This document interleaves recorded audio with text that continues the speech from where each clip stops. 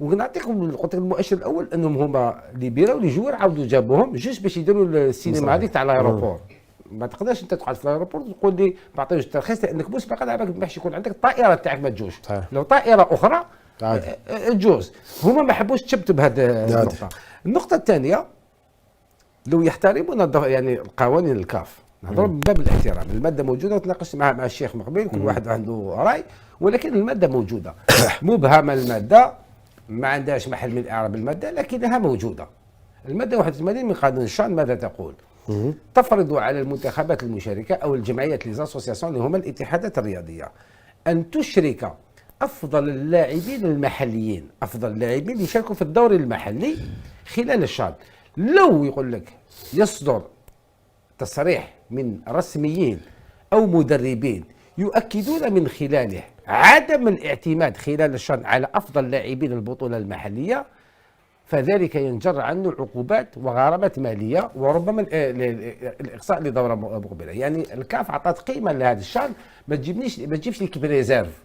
هما قالوا حلينا المنتخب المحلي.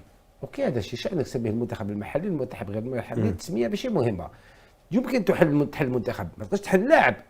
اللاعب قائم بذاته موجود. اللاعب انت قلت نلعب لي يو 23 صافي، راك تقول لي يو 23 ساشارك بمنتخب اقل من 23 سنه، هذا يعني ضمنيا انك لن تشارك بافضل اللاعبين. ممكن يكون عندك في البطوله المغربيه عدد كبير من اللاعبين الممتازين ممكن يشاركوا في مونديال قطر يتعدون 23 سنه، يعني ما حش يكونوا معك في ليكيب.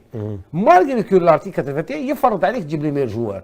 في النهايه لي يو 23 كيف التخمين تاعهم انهم منذ البدايه ما جاوش يدافعوا على اللقب تاعهم اللي داوه في 2020 وداوه في 2018. ما كانش عندهم النيه انهم يدافعوا على اللقب تاعهم. لو كان عندهم النيه يدافعوا على اللقب تاعهم يجيبوا احسن اللاعبين المحليين.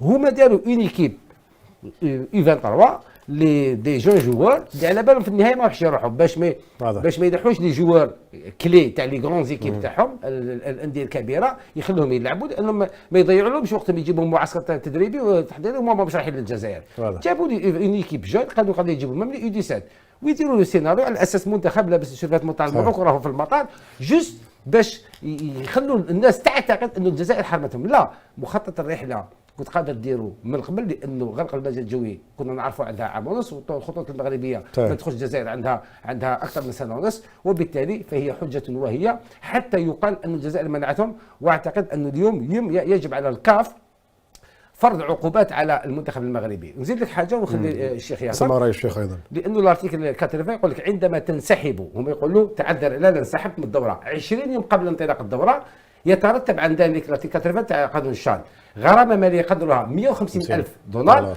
والمنع من المشاركه في نسختين متتاليتين الا في حال لو كان دي فورس ماجور اللي تحدوا لا كوميسيون دورغانيزاسيون دو لا كاف. نقول لك حاجه نبيل، في اعتقادي هو اللقجه راهم في ليزيكتيف تاع لا كاف، واليوم ما كاش البلد، ما عندوش البلد الذي سينظم الشان بعد الجزائر عنده المعلومه انه اصلا ما كانش شان، ممكن تكون اخر دوره ما يهموش العقوبات.